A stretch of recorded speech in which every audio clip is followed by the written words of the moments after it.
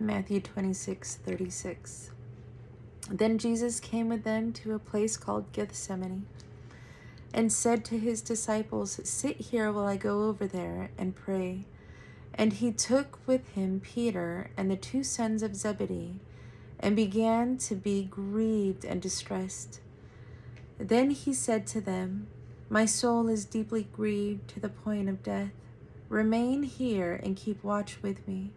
And he went a little beyond them and fell on his face and prayed, saying, "My Father, if it is possible, let this cup pass from me. Yet not as I will, but as you will."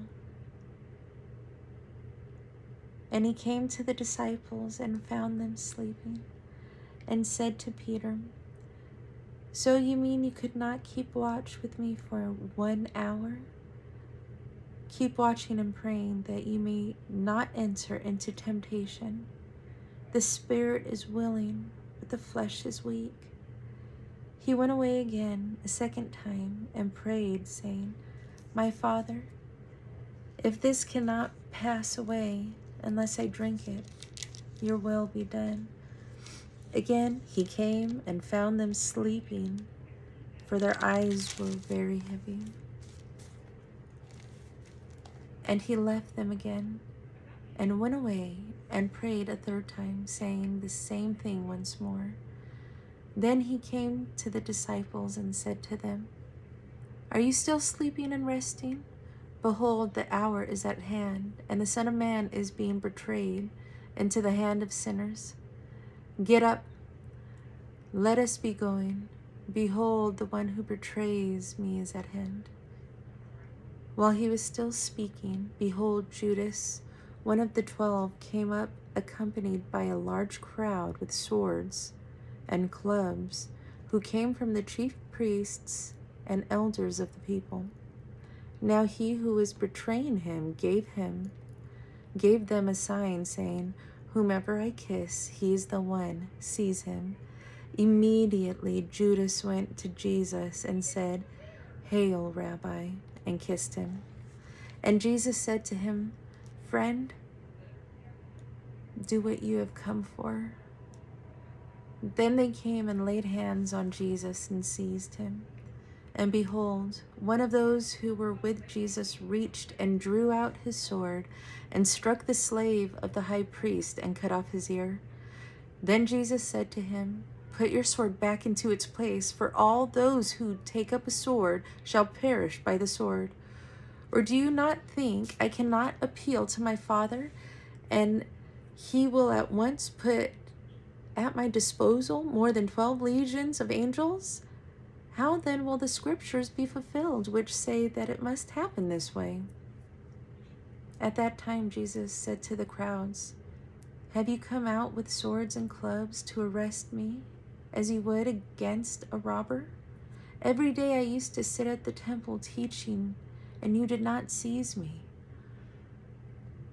But all of this has taken place to fulfill the scriptures of the prophets." Then all the disciples left him and fled. Those who had seized Jesus led him away to Caiaphas, the high priest, where the scribes and the elders were gathered together. But Peter was following him at a distance as far as the courtyard of the high priest, and entered in and sat down with the officers to see the outcome. Now the chief priests and the whole council kept trying to obtain false testimony against Jesus so that they might put him to death. They did not find any, even though many false witnesses came forward. But later on, 2 came forward and said, "This man stated, 'I am able to destroy the temple of God and to rebuild it in 3 days.'" The high priest stood up and said to him, "Do you not answer? What is it that these men are testifying about you?" But Jesus kept silent. And the high priest said to him, "I adjure you by the living God, that you tell us whether you are the Christ, the Son of God." Jesus said to him, You have said it yourself. Nevertheless, I tell you, hereafter you will see the Son of Man sitting at the right hand of power and coming on the clouds of heaven." Then the high priest tore his robes and said, "He has blasphemed. What further need do we have of witnesses? Behold, you have now heard the blasphemy. What do you think?" They answered, "He deserves death." Then they spat in his face and beat him with their fists. And others slapped him and said, "Prophesy to us, you Christ. Who is the one who hit you?" Now Peter was sitting outside in the courtyard, and a servant girl came to him and said, "You too were with Jesus the Galilean." But he denied it before them all, saying, "I do not know what you are talking about." When he had gone out to the gateway, another servant girl saw him and said to those who were there, "This man was with Jesus of Nazareth." And again he denied it with an oath, "I do not know the man." A little later, the bystanders came up and said to Peter, "Surely you too are one of them, for even the way you talk gives you away."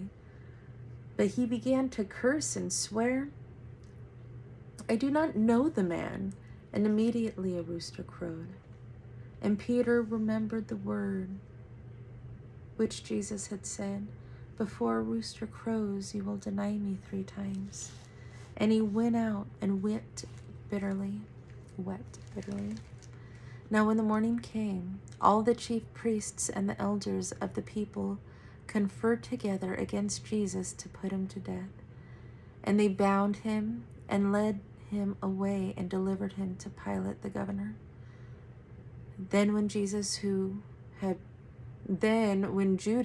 betrayed him, saw that he had been condemned, he felt remorse and returned the 30 pieces of silver to the chief priests and elders, saying, "I have sinned by betraying innocent blood." But they said, "What is this to us? See to that yourself." And he threw the pieces of silver into the temple sanctuary and departed. And he went away and hanged himself. The chief priests took the pieces of silver and said, "It is not lawful to put them into the temple treasury, since it is the price of blood." And they conferred together, and with the money bought the potter's field as a burial place for strangers. For this reason, that field has been called the field of blood to this day. Then that which was spoken through Jeremiah the prophet was fulfilled. And they took the 30 pieces of silver, the price of the one whose price had been set by the sons of Israel, and they gave them for the potter's field, as the Lord directed me. Verse 27:11. Now Jesus stood before the governor, and the governor questioned him, saying, "Are you the king of the Jews?" And Jesus said to him, "It is as you say." And while he was being accused by the chief priests and elders, he did not answer. Then Pilate said to him, "Do you not hear how many things that they testify against you?" And he did not answer him with regard to even a single charge. So the governor was quite amazed. Now at the feast, the governor was accustomed to release for the people any one prisoner they wanted. At that time they were holding a notorious prisoner called Barabbas. So when the people gathered together, Pilate said to them, "Whom do you want me to release for you? Barabbas or Jesus, who is called Christ?" For he knew that because of the envy, they handed him over. He was sitting on the judgment seat While he was sitting on the judgment seat, his wife sent him a message saying, I have nothing to do with the righteous man. Have nothing to do with the righteous man. I'm just going to start verse 19 over. While he was sitting on the judgment seat, his wife sent him a message saying, have nothing to do with the righteous man. For last night I suffered greatly in a dream because of him. But the chief priests and the elders persuaded the crowds to ask for Barabbas and to put Jesus to death. But the governor said to them, which of the two do you want me to release for you? And they said, Barabbas. Pilate said to them, then what shall I do with Jesus, who is called Christ? They all said, crucify him. And he said, why? What evil has he done? But they kept shouting all the more, saying, crucify him. When Pilate saw that he was accomplishing nothing, but rather that a riot was starting, he took water and washed his hands in front of the crowd, saying, I am innocent of this man's blood. See to that yourselves. And all the people said, his blood shall be upon us and our children.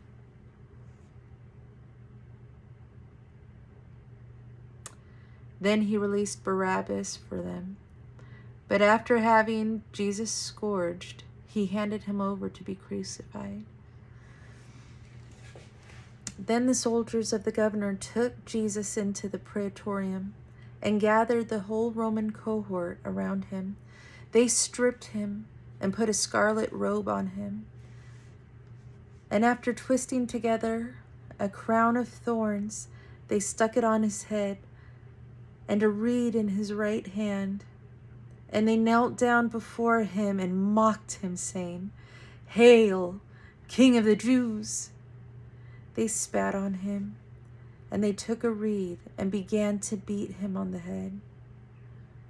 After they mocked him, they took the scarlet robe off him and put his own garments back on him and led him away to crucify him. As they were coming out, they found a man of Cyrene named Simon, whom they pressed into service to bear his cross. And this is just me speaking now. I highly recommend checking out the song This Blood by Carman. Truly amazing. The artist is Carman, Carman. The song is This Blood. People say they have the feels, man. This goes way past the feels. Like, this gets right in here. It's amazing. All right, this is going to be Matthew 27:33, verse 33. We're starting on the crucifixion. Thank you, Lord. So, this is truly incredible. If you go to the book of Esther, I'm going to say this right now. If you go to the book of Esther and you read the first chapter, okay, I wrote down the names that are mentioned for the princes. They all have a meaning. They all have all of their names have meanings, and it's very putrid. And if you put it in order, it describes the smell, okay? The smells that were going on during the crucifixion. So check out, I think I had posted it on Facebook, probably in I Love My Creator album. But it's always fun doing your own research, so you know. So you do the work, you know. I'm letting you know. But then, like, if you just want to check it out real quick, that's where I posted it. I think it might be somewhere else. I don't even know. The crucifixion, Matthew 27:33. And when they came to a place called Golgotha, which means place of a skull, they gave him wine to drink mixed with gall, and after tasting it, he was unwilling to drink. And when they had crucified him, they divided up his garments among themselves by casting lots. And sitting down, they began to keep watch over him there. And above his head they put up the charge against him, which read, "This is Jesus, the King of the Jews." And that time 2 robbers were crucified with him, one on the right and one on the left. And those passing by were hurling abuse at him, wagging their heads and saying, "You who are going to destroy the temple and rebuild it in 3 days, save yourself. If you are the Son of God, come down from your cross." In the same way, the chief priests also, along with the scribes and the elders, were mocking him and saying, "He saved others. He cannot save himself. He is the King of Israel. Let him now come down from the cross, and we will believe him. He trusts in God. Let God rescue him. Now, if he delights in him, for he said, 'I am the Son of God.'" The robbers who had been crucified with him were also insulting him with the same words. Now, from the 6th hour, darkness fell upon the land until the 9th hour. What does it say? So that would be noon until 3. About the 9th hour, which was 3, Jesus cried out with a loud voice, saying, "Eli, Eli, lama sabachthani?" That is, my God, why have you forsaken me?" And some of those who were standing there, when they heard it, began saying, "This man is calling for Elijah." Immediately one of them ran, and taking a sponge, he filled it with sour wine and put it on a reed and gave him a drink. But the rest of them said, "Let us see whether Elijah will come to save him." And Jesus cried out again with a loud voice and yielded up his spirit.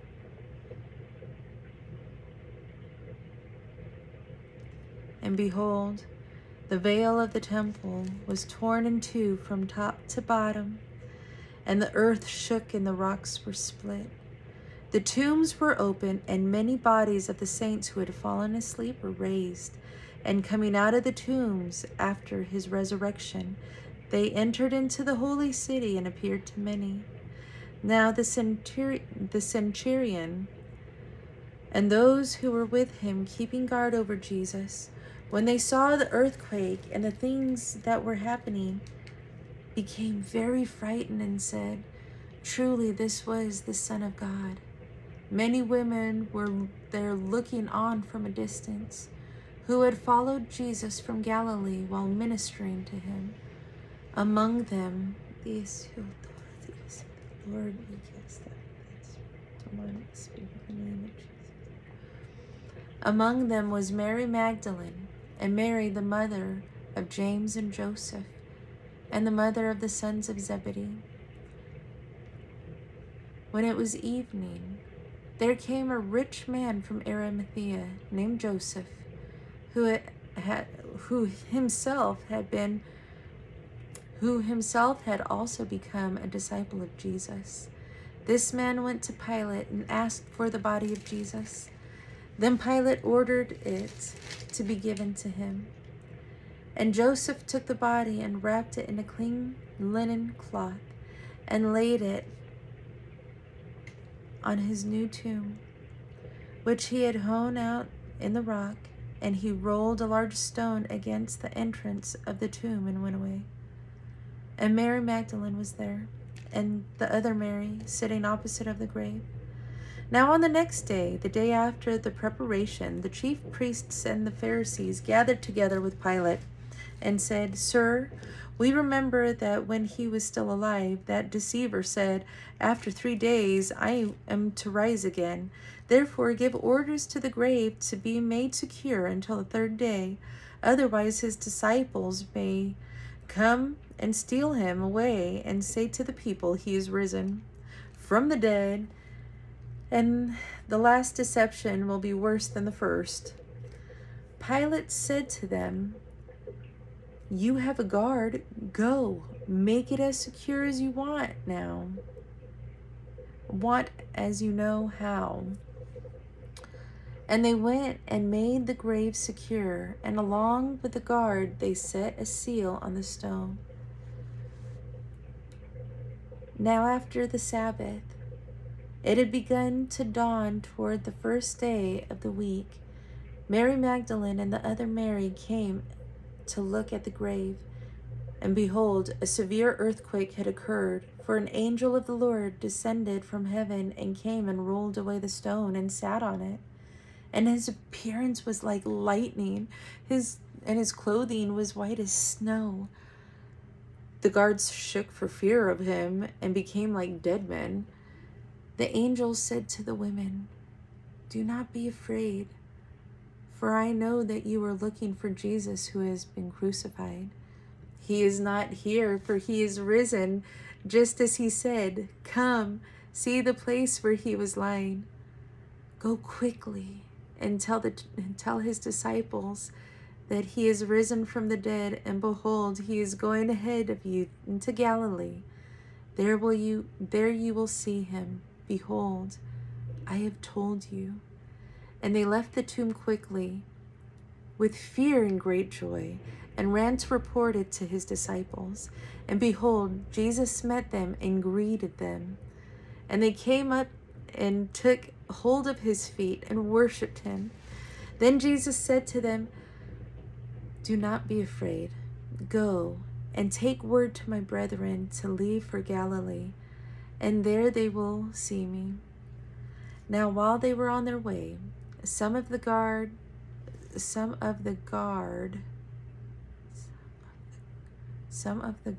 came into the city and reported to the chief priests all that had happened. And when they had assembled with the elders and consulted together, they gave a large sum of money to the soldiers and said, you are to say his disciples came by night and stole him away while we were asleep. And if this should come to the governor's ear, we will win him over and keep you out of trouble. And they took the money and did as they had been instructed. And this story was widely spread among the Jews, as is to this day. But the 11 disciples proceeded to Galilee, to the mountain which Jesus had designated. When they saw him, they worshipped him, and some were doubtful. And Jesus came up and spoke to them, saying, all authority has been given to me in heaven and on earth. Go therefore and make disciples of all nations, baptizing them in the name of the Father and of the Son and of the Holy Spirit, teaching them to observe all that I have commanded you. And lo, I am with you always, even to the end of the age. Hallelujah. The end of Matthew. So awesome. The Lord is so awesome. And everything he did. And then, oh man, you just read the Gospels together. And then you go into Acts and ooh, you are set ablaze, set on fire. He's a good God. He's so good. God bless you guys.